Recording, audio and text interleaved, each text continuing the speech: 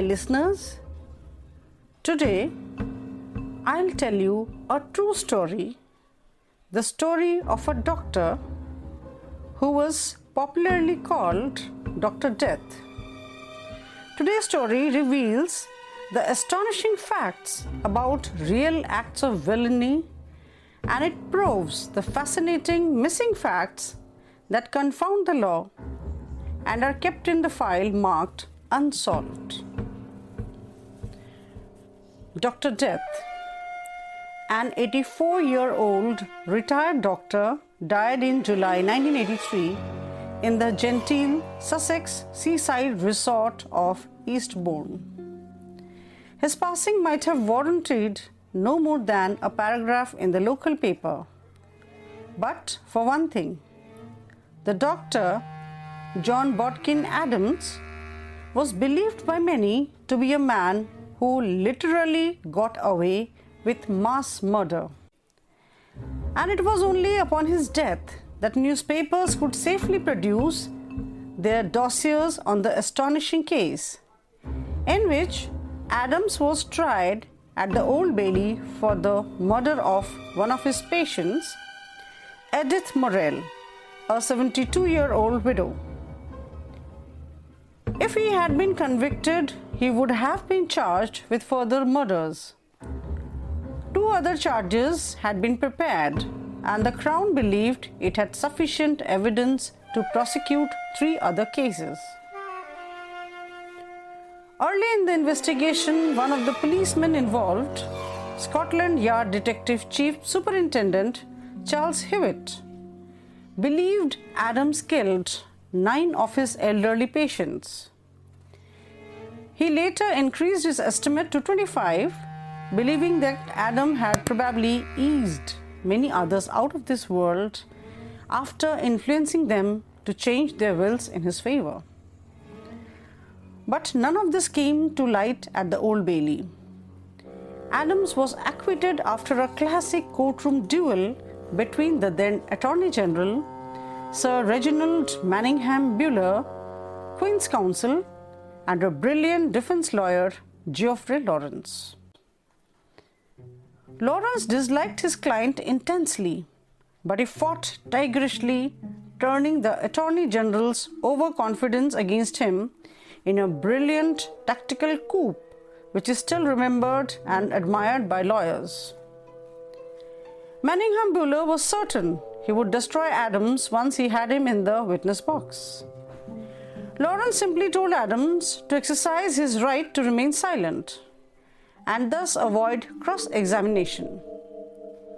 It was that the police and prosecution believed that saved him from the rope. For with the linchpin of the Crown's case snatched away, the jury took just 45 minutes to find him not guilty. The trial was such a disaster that the Director of Public Prosecutions lost confidence that a conviction on any other charge could be procured.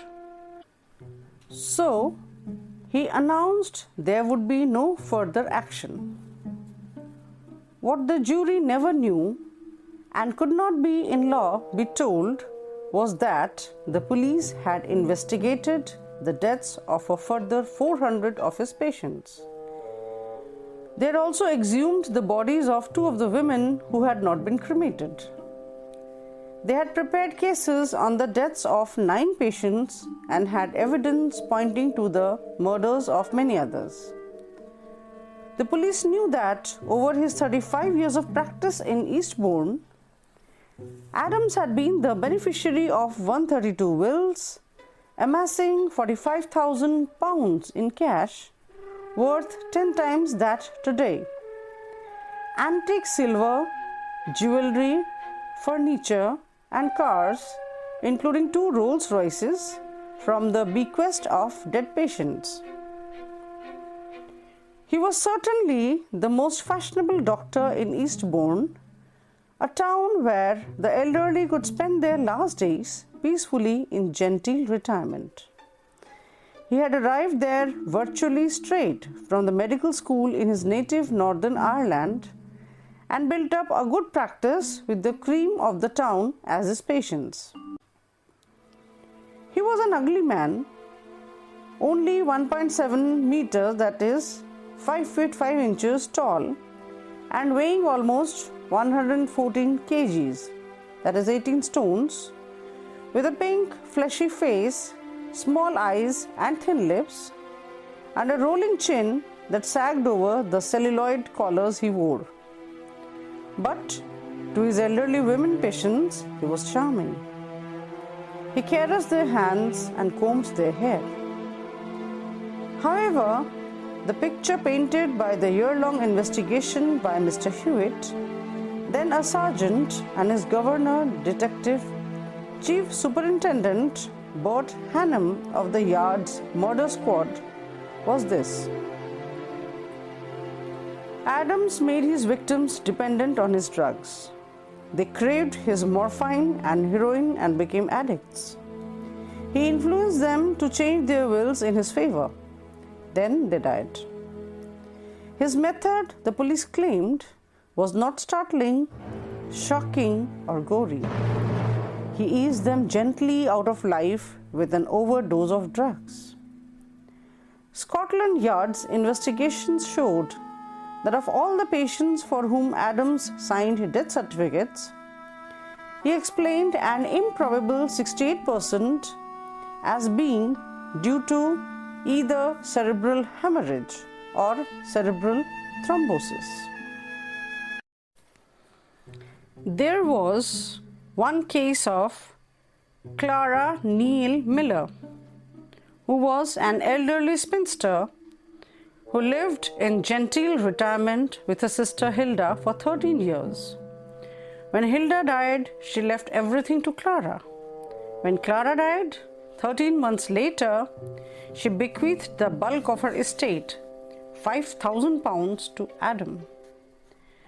3 years later, the police exhumed both bodies, and the post-mortem showed that Clara had died of pneumonia, not coronary thrombosis, as Adams had put on the death certificate.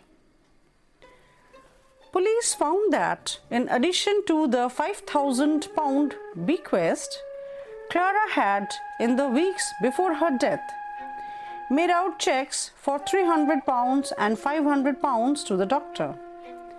The purpose was not clear. It could not be for medical treatment, as, apart from the flu, she was not ill.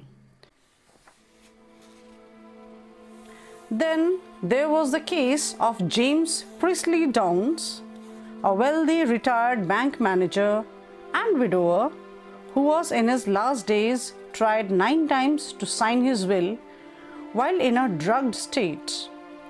On the 10th occasion, he signed it with an X. Adams guided his hand.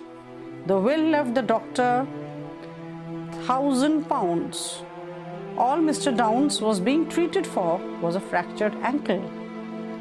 After a fortnight of the treatment, however, he was in a coma. A month later, he died. Annabelle Kilgore was a widow who had been ill for several weeks and was being looked after by a state-registered nurse, Miss Osgood. One night, Adams arrived and said he would give an injection to help her get a good night's sleep. The nurse was astounded as she watched the doctor give what she regarded as being greatly in excess of the normal dose. "This will keep her quiet," he said, and left. It did. She immediately fell into a coma and died the next morning. When Adams arrived, the nurse told him, "Mrs. Kilgore is dead. You realize, doctor, that you have killed her?" The nurse later told the yard men, "I have never seen a man look so frightened in all my life." Once again, Adams gave the cause of death as cerebral hemorrhage. In her will, Mrs. Kilgore left the doctor a sum of money and an antique clock. And back to the case of Edith Morrell. At the inquest, Adams was severely criticized by the coroner for his diagnosis and treatment. A number of penetrating questions were asked. Why had he not told his co-doctor, called in as a second opinion, of his patient's depressive medical history? Why had he failed to get proper daytime medical attention for her, or had her put in a nursing home? Why, after 34 years as a doctor, did he take the advice of a young house surgeon in administering a new drug? Why had he failed to call in a psychiatric consultant? And why had he persisted in his diagnosis of a cerebral catastrophe after a pathologist had suggested it might be poisoning? The doctor replied, "I honestly did what I thought was best for her." The coroner was unimpressed. "There has been an extraordinary degree of careless treatment," he said. And that was the moment that Chief Constable Walker called in Scotland Yard. So what went wrong? Why, in the face of all this evidence, was John Bodkin Adams not charged with other offences? Why did the prosecution choose to concentrate on the case of Edith Morrell, the 72-year-old widow of a wealthy Liverpool shipping merchant? One prosecution lawyer said afterwards, "We chose it because it was such a clear and obvious case of murder that I should have thought no jury could have regarded it in any other way." But Mr. Hewitt says, Adams was allowed to escape because the law made an ass of itself. I will never forget the conference we had with Manningham Buller in the Attorney General's office at the House of Commons. Bert Hanham and I felt sick with disbelief when he announced he was going for Mrs. Morrell.